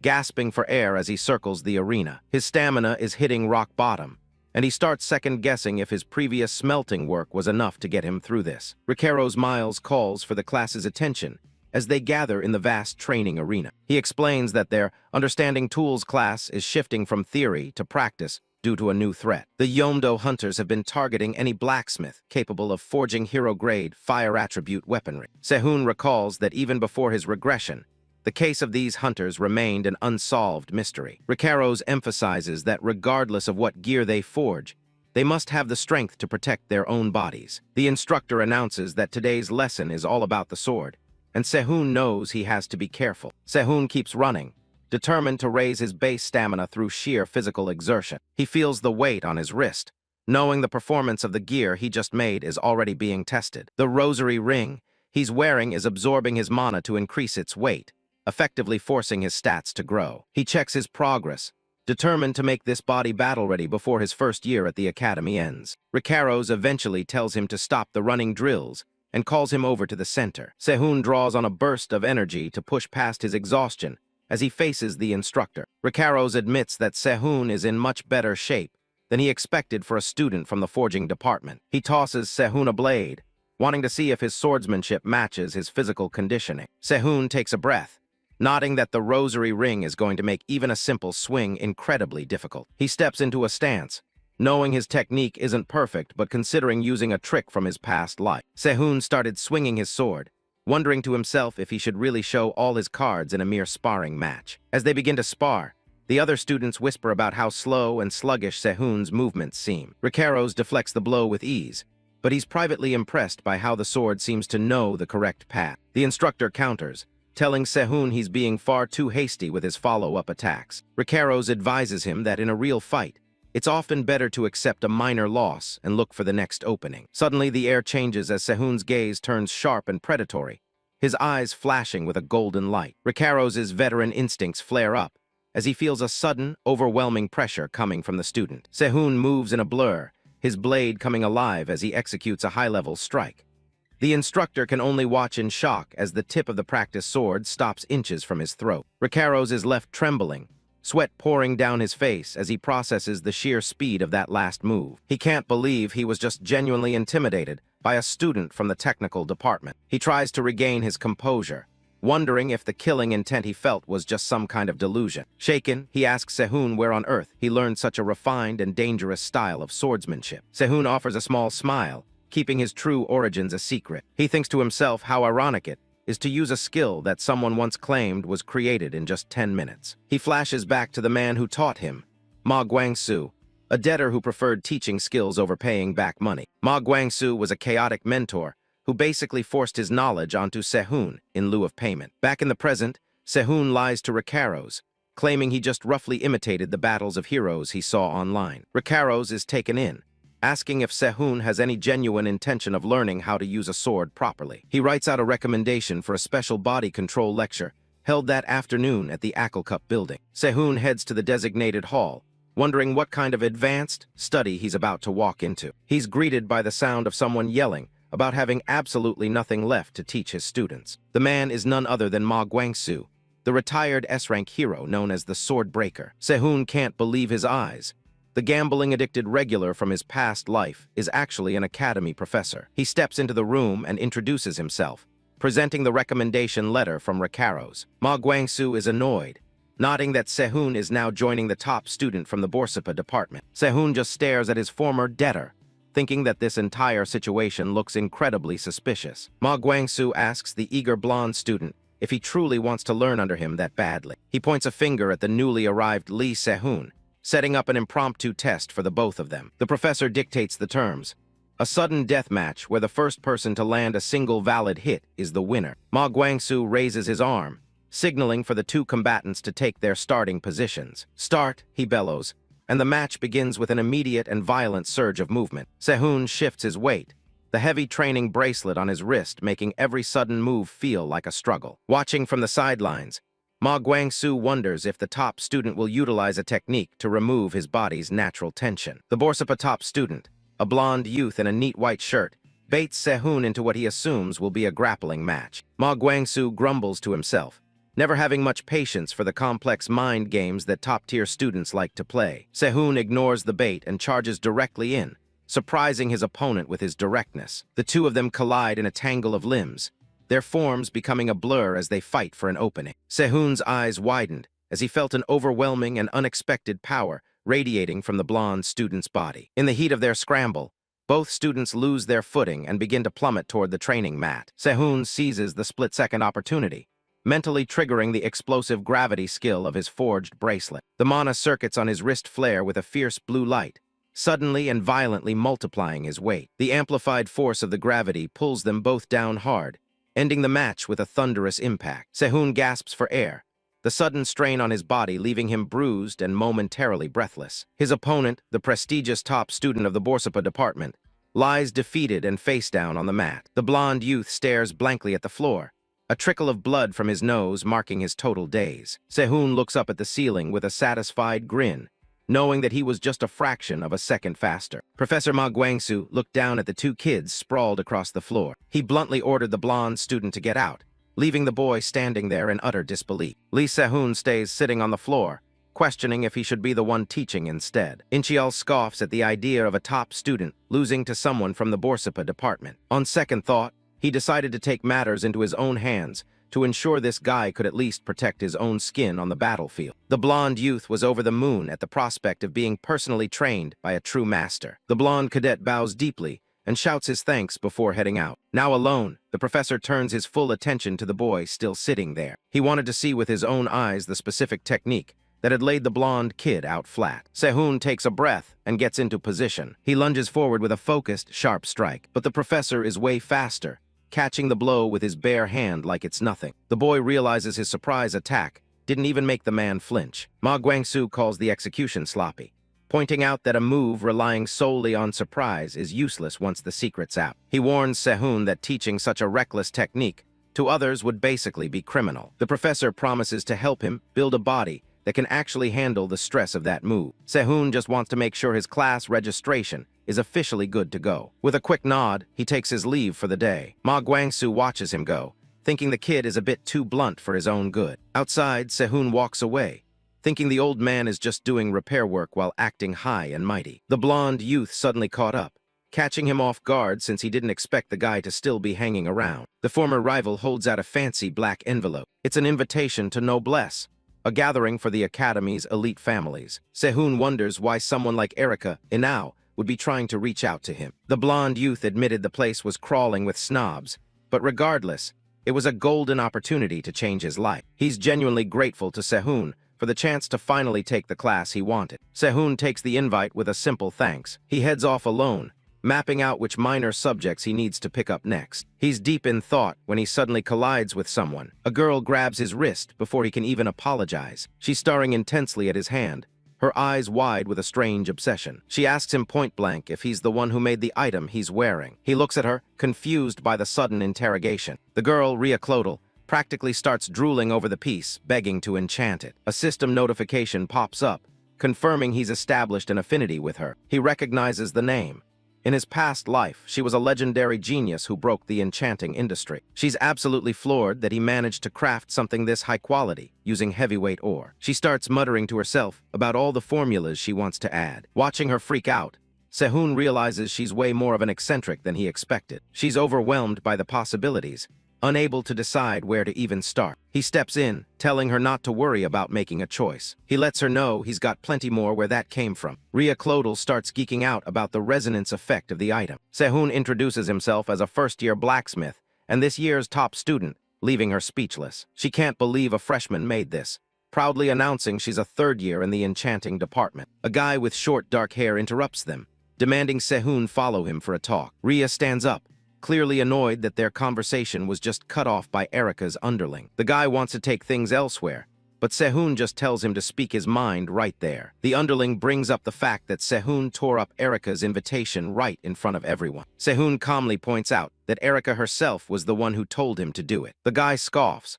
mentioning that things would be different if he'd received the invitation from Myers instead. Se-Hoon asks if Erica was actually the one who sent him on this little errand. The goon claims he's acting on his own, while Rhea watches from the side, barely hiding her laughter. She doesn't buy it for a second, mockingly agreeing with a grin. The underling keeps talking down to him, claiming the academy is full of people way better than a nobody from Borsippa. He starts getting worked up, calling Se-Hoon a has-been while mana begins to swirl around him. Se-Hoon doesn't look even remotely bothered by the sudden show of power. He just stares back with a blank expression as the guy continues his rant. Standing up, Se-Hoon asks if he's actually talking about his own pathetic situation. That's the final straw. The underling snaps and summons a pack of dark spirits to attack. Se-Hoon calmly reaches out as the shadowy forms lunge at him. The black wolves close in, but he's already seen through the trick. He realizes the spell isn't just pure mana, spotting the dagger being used as a physical medium. The underling freezes, sweating as he realizes his attack has been completely neutralized. Se-Hoon just brushes it off, spinning a small item in his hand like it's a toy. He decides it's time to end this, activating the greedy iron affinity seal. The goon lets out a pathetic scream as he realizes his expensive gear is being devoured. This specialized skill allows Se-Hoon to erode and melt any iron it touches, turning it into energy. He finishes the job with an explosive ring, triggering a massive burst of mana. The goon is sent flying back, coughing and gasping for air after the sudden blast. Smoke clears to reveal Se-Hoon standing tall, while the bully is left slumped over on the ground. Rhea turns back to Se-Hoon, ready to get back to their original topic like nothing even happened. Se-Hoon moves on like nothing happened, asking which enchanting classes he should look into. Rhea is taken aback for a second by how nonchalant he is about the whole ordeal. She points him toward ancient enchantment, proudly mentioning that a top-tier senior like Regressor is taking it. The lackey limped away, clutching his stomach and muttering curses under his breath after that humiliating defeat. A voice stops him in his tracks. Someone wants a closer look at the dagger Se-Hoon broke. It was none other than Erica now. She wore a cold, judgmental expression that made the lackey break into an even heavier cold sweat. He quickly hands over the broken weapon, acting like a kicked puppy in front of her. Erica stares at her reflection in the blade and decides to keep this incident a secret from her brother. She noticed the anti-confiscation seal on it. It's clear this isn't just any common piece of scrap metal. She's starting to suspect Se-Hoon designed a specific counterskill just to dismantle her family's sorcery. Back in the lecture hall, the academic records for Se-Hoon's aptitude are already being revised upward. Se-Hoon gets a system ping. A connection with Erica has been established, much to his surprise. He wonders if she was hiding in the shadows earlier, watching him deal with her underling. He looks at the junk he took as compensation. It's crude, but it'll make a great snack for his dagger. He tries to focus on Professor Kim In-cheol's lecture, but hearing basic theory for the 100th time is a struggle. Professor Kim cuts the talk short and gets straight to the point.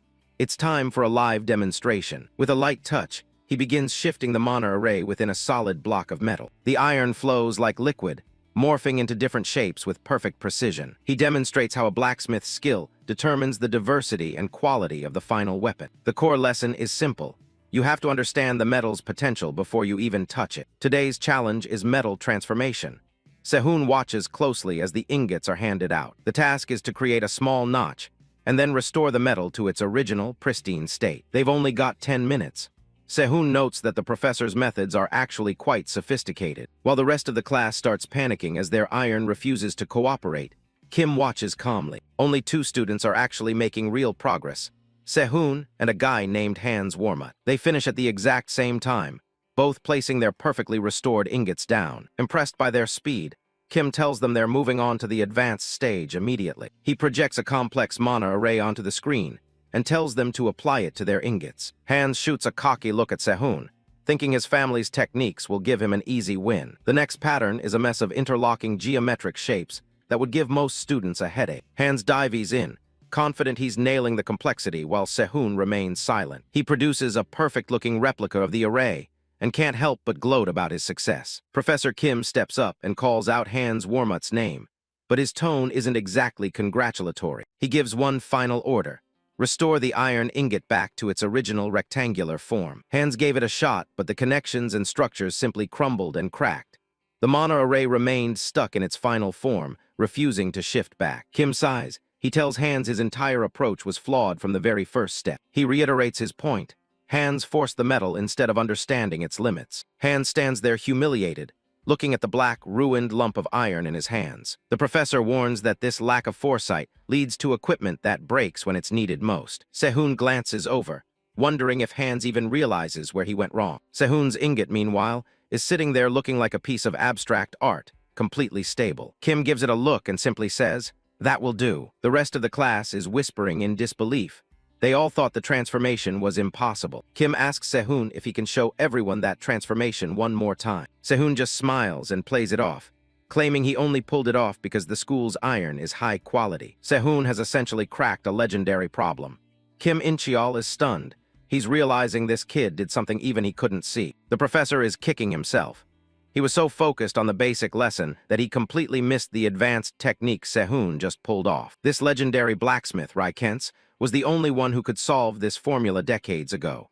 It stayed unbroken until today. The truth of iron transformation was meant to be an impossible wall for every student in this hall. Kim Incheol is still in a daze.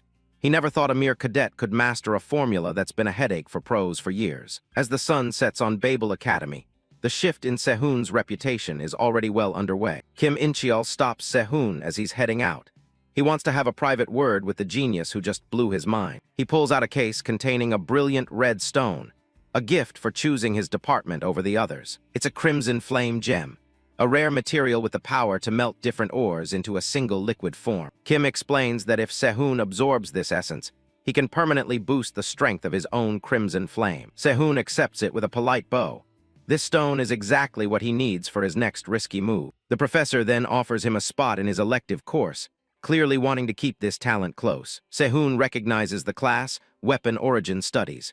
Kim is impressed the boy has already heard of it. He agrees to enroll, knowing it's one of the most well-funded and exclusive classes in the academy. Se-Hoon reflects on the fact that he never even heard of Kim Incheol in his past life. This guy didn't have a happy ending back then. He decides right then that he'll change that.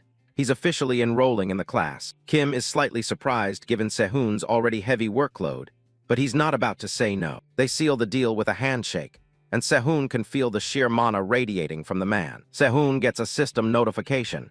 He's successfully extracting affinity from his new teacher. He ends up with fire-infused iron. It's high rank and perfect for storing intense flames internally. Back in his room, Se-Hoon sits in meditation.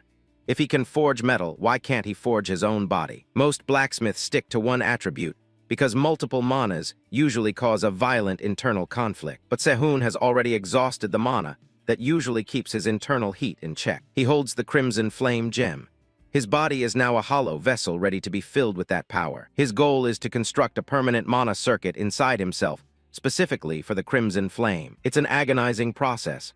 He grits his teeth as the raw energy starts to burn through his system. A massive surge of red mana erupts as he begins the refinement of his own flesh and bone. He's literally forging himself from the inside out, enduring the kind of heat that would melt normal steel. The process works, and his crimson flame mana is immediately strengthened and upgraded. He's acquired the S-rank skill, Body Refinement Divine Magic. All his base stats take a massive jump. He checks his new status. Strength, endurance, and mana have all hit D rank. He's becoming a monster. Exhausted, he collapses to the floor. In his mind, a familiar figure from his past life appears to mock his effort. It's his old mentor, asking if he's really going to give up when there's still material right in front of him. Se-Hoon wakes up with a renewed sense of purpose. He's going to squeeze every last bit of value out of everything around him, whether it's a future ally or a deadly enemy.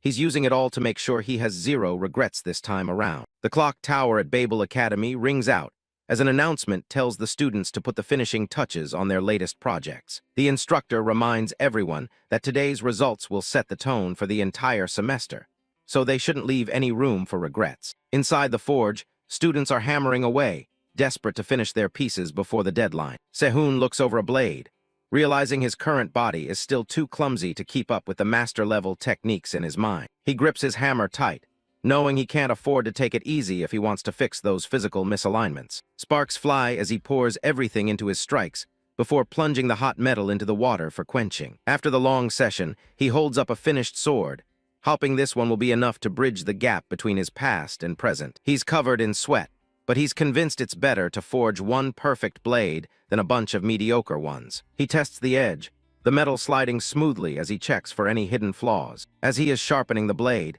he can already feel its balance shifting toward absolute precision. Se-Hoon lets out a breath as he feels something within him finally click into place. A mental image of a massive wave crashing down hits him, the distinct sound of his previous limitations being shattered. He knows that specific ringing in the air. It only happens when a masterwork is truly born. As the glow fades, he sees a keen edge that isn't just sharp, but practically infused with his own will. A system window pops up, confirming the successful completion of the White Light Greatsword. Not only that, but he's also unlocked a new skill called White Light Style. The sword is ranked as rare grade, with a quality so high it synchronizes perfectly with mana. Se-Hoon thinks it's just passable since he only used common iron, but the student next to him is completely floored by the result. He smiles to himself, feeling his pre-regression skills slowly but surely returning. While Se-Hoon is satisfied, the rest of the class looks like they're ready to quit after seeing his work. By Saturday morning, he's meeting up with Rhea Clodal, who's surprised he actually wants to watch her work. He tells her he's just curious about her fundamentals while they navigate the crowded city streets. Rhea leads him far out of the way, heading toward a secluded area deep in the countryside. They finally reach their destination, a rustic workshop known as Acklecuff Smithy. Rhea shouts out for her grandma as they step inside, with Se-Hoon following close behind. A sharp-eyed woman named Helena looks up from her work, telling Rhea to pipe down since she isn't deaf. Helena immediately asks if Se-Hoon is Rhea's boyfriend, which makes them both react with instant annoyance. She takes one look at him and scoffs, calling him a soft-looking brat and questioning Babel Academy's standards. Se-Hoon introduces himself properly, but Helena just brushes it off and states her own name. She tells them to stop wasting time and get to work since they've got a massive backlog of orders to get through. She gestures toward the back, showing them the way to the actual workshop area. Se-Hoon watches her move, realizing her skills are far more advanced than he first expected. Looking around at the simple kitchenware, he wonders why a master like her is running a basic hardware shop in a place like this. Rhea shows him her enchantment palette, filled with specialized powders made from ground mana stones. Se-Hoon notices the variety of colors is way beyond the standard, and asks if her job is just restoring old formulas. Rhea digs through her kit, and finally finds exactly what she was looking for. She explains that working here lets her practice her enchantments as much as she wants without worrying about the cost of materials. She loads up her brush with glowing golden mana, preparing to start the process. A glowing magic circle forms on the back of a frying pan as she begins applying the enchantment. Se-Hoon watches her intently, remembering that he heard she was currently stuck in a deep slump. He thinks about how people who constantly fail can't even hold on to their spots, reflecting on the pressure Rhea is under. After seeing her work in person, he thinks he's finally figured out exactly what's holding her back and how to fix it. Helena acknowledges Se-Hoon's intense focus, nodding that the ability to lose oneself in work like that is a rare talent in itself. Se-Hoon takes a moment to scan the workshop, taking in the various tools and materials scattered around the room. He spots a crate of special materials, recognizing them as components that resonate with mana circuits to provide unique effects. Se-Hoon admits his hands have been itching to engrave a specific style again, and Helena tells him to go ahead and give it a shot. She points to a cluttered pile of items,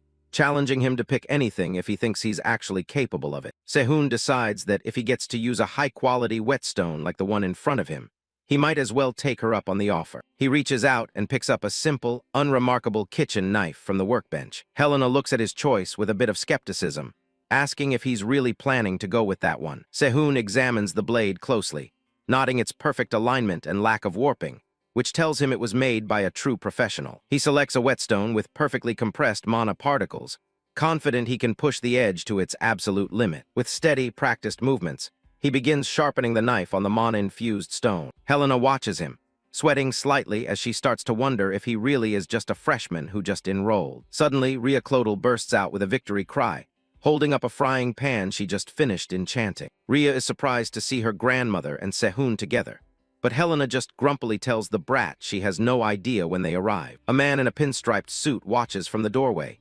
teasing Helena about getting put in her place by a junior. Helena tells him to shut his mouth and delivers a sharp flick so hard that it sends his glasses flying across the room. She turns back to Se-Hoon and asks if he's finished, and he gives her a modest nod. He presents the finished knife, admitting it's the best he can do for now but promising to improve in the future. Helena tells them both to head out, dismissing them so she can get back to her own work. As they leave, Rhea thinks her grandmother is just being cranky for no reason and leads Se-Hoon away. Helena stands alone in the workshop, staring at the knife Se-Hoon sharpened with an expression of pure disbelief. The man in the suit barges back in, loudly asking his sister if she's finished smelting yet. Helena tells him to keep his voice down while he searches for the kitchen knife he needs for his restaurant orders. She asks him when he's finally going to quit his restaurant hobby, considering he's a lead professor in the swordsmanship department. He finds the knife and picks it up, eager to get back to his own business. But as soon as he catches a glimpse of the blade's edge, his face goes completely blank. He asks Helena if she sharpened it while she was drunk again, or if one of the TAs has suddenly become a genius. When she reveals it was actually a freshman, the professor is left absolutely speechless. Helena repeats herself for emphasis, confirming that the person responsible is a new student from this year's class. The professor looks out toward the exit, wondering just who this mysterious freshman could possibly be. On the walk back, Se-Hoon asks Rhea if there's a specific story behind why the metallurgy department is so empty. He thinks about how it eventually becomes the weakest department at Babel, after most of the professors leave over the next decade. Rhea changes the subject, asking how he liked her enchantment, and he tells her that her fundamentals were solid. She laughs it off as no big deal, but Se-Hoon bluntly tells her that her thinking is far too narrow. He points out that she obviously thought of a better method, but chose not to use it, leaving her completely stunned. He explains that intentionally suppressing her own talent is a major problem, especially for a creator. Rhea is shaken to her core, realizing that Se-Hoon saw right through her mental block. Se-Hoon reaches into his coat, preparing to give her a direct demonstration of what he means. He draws a knife and tells her to pay close attention because his schedule is tight, and he doesn't have much time. He explains that if forging is the act of creating a stone and placing it beneath the water's surface, then enchantment is carving the image of that submerged stone onto the water's surface, like a dream made real. He activates the enchantment, and the blade instantly flares with the intense power of the Crimson Lotus. Se-Hoon calls for a white radiance to flow, demonstrating a different facet of his enchantment skills to the fascinated Regressor. He explains that an enchantment shouldn't just sit on the exterior. It needs to be woven deep beneath the surface of the weapon. Rhea watches intently as he describes the process of dividing an enchantment into multiple layers for maximum effect. Spinning the knife with practiced ease, Se-Hoon continues his lecture on the intricacies of high-level smithing. To prove his point, he drives the blade into the wooden surface of the workbench with a single, sharp motion. The knife remains embedded in the wood, still glowing with the faint, swirling remnants of his dual-layered enchantment. A tangible sense of killing intent from the Crimson Lotus effect trickles down the blade, flowing exactly as he intended. Se-Hoon thinks to himself that while this is just a basic demonstration, it's exactly what Rhea needs to see to break her slump. Rhea reflects on his words, realizing that geniuses continue to forge their paths even when they're filled with doubt and hesitation. Desperate to learn more, she begs her junior to let her borrow the enchanted knife for further study. She comically shakes Se-Hoon back and forth, promising to remake the item perfectly and return it if he'll just let her have it. Se-Hoon relents and hands it over,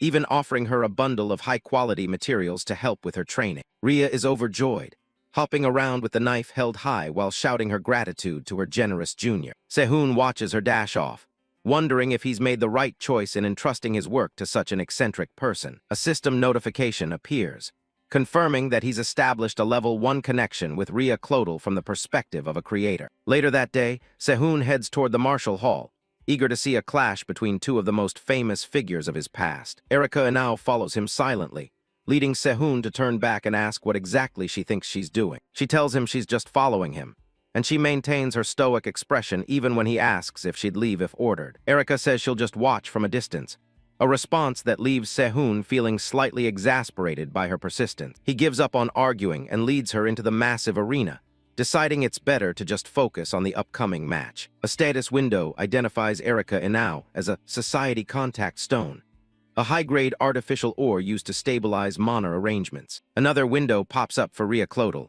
labeling her a Miss-Explosion Catalyst that can draw out the full potential of mixed materials. The crowd's roar fills the air as the announcer welcomes the new students to the highlight of the day, the ranking match. The youngest professor in the martial arts department, Lan Fang, takes the stage as the match's energetic host. Lan Fang wastes no time and begins the introductions for the two formidable competitors about to face off. A bright spotlight focuses on a lone figure at the center of the ring, the undisputed top senior of the fourth-year class. She is introduced as the heir of the Myers family, a 3-year reigning champion and an active A-rank hero. The champion is revealed to be the legendary Holy Sword Master, Arya Myers, her blonde hair shimmering under the arena lights. As the crowd cheers for Arya, Lan Fang introduces the first challenger of the day, a rising star with a lot to prove. A tall spearman steps into the light, identified as the inheritor of the Flamewheel Withering Blossom spear from the third-year class. Se-Hoon watches the newcomer with a slight smile, thinking about the long history they share from his previous life. The challenger is revealed as the intense Yeom Sungha, also known as the Mad Dog, his eyes burning with blue fire. The two warriors clash immediately, their weapons meeting in a massive explosion of flame and steel. Yeom Sungha unleashes a series of rapid strikes with his spear, the air around him swirling with a violent, fiery aura. Arya Myers remains perfectly composed, her sword ready as she waits for the perfect moment to counter her opponent's rage. Their weapons meet with a thunderous bang, creating a brilliant flare that illuminates the entire martial hall. Yeom Sungha grinds his teeth in frustration, clearly feeling the immense pressure of facing the Academy's top student. Arya effortlessly parries a blast of flame, her movements so precise that she barely seems to be exerting herself. A confident smile plays on her lips, and her golden eyes glow with an otherworldly light as she enjoys the heat of the fight. She stands tall amidst a swirling vortex of fire, looking every bit like the unstoppable champion she's claimed to be. With a sudden, powerful strike, she sends Yeom Sungha flying across the arena, his spear barely absorbing the impact. Se-Hoon watches the one-sided exchange with a critical gaze, disappointed that Yeom Sungha hasn't yet reached his full potential. Se-Hoon watches the duel with a critical eye, thinking that while many things are off, the biggest issue lies with the weapon Yeom Sungha wields. Yeom Sungha launches a final, high-speed attack, but his technique feels incomplete without the proper equipment. The clash ends in an instant when Arya Myers stops her blade inches from Yeom Sungha's neck, ending the match in a total stalemate. The challenger is left breathless, the sharp point of the Holy Sword Master's weapon serving as a cold testament to her superior skill. Overwhelmed by the realization of his loss, Yeom Sungha lowers his head and formally concedes the fight. Arya Myers stands victorious and composed, giving a simple, polite nod to her opponent for his efforts. A deafening roar of cheers sweeps through the martial hall as the scoreboard flashes the final result. Arya Myers remains undefeated. Lan Fang takes the stage with her microphone, announcing that the post-match interview will be cut short as the challenger has already left. Arya laughs to herself, relieved she doesn't have to face another rank 9 fighter right away after such an intense bout. To appease the restless audience, Lan Fang suggests a Q&A session while the frustrated Yeom Sungha stomps away in the background. Se-Hoon decides he's seen enough, nodding that the Mad Dog is clearly in a foul mood after his embarrassing defeat. Erika Inao is taken aback when Se-Hoon stands to leave, questioning why he wouldn't stay for the rest of the festivities. As he descends the stairs, Se-Hoon mutters about how annoying the host is, clearly uninterested in the school's social events. Erika follows closely, relieved that he wasn't there to see her brother, but she remains puzzled by the intensity of Se-Hoon's irritation. She looks at him with newfound focus, realizing that this particular freshman might be more than he initially appeared to be. On the arena floor, Arya Myers pauses and looks back toward the stands, as if sensing a peculiar presence among the crowd. Her eyes glow with a piercing light as she spots Se-Hoon's silhouette, sensing that there is indeed one student worth keeping an eye on.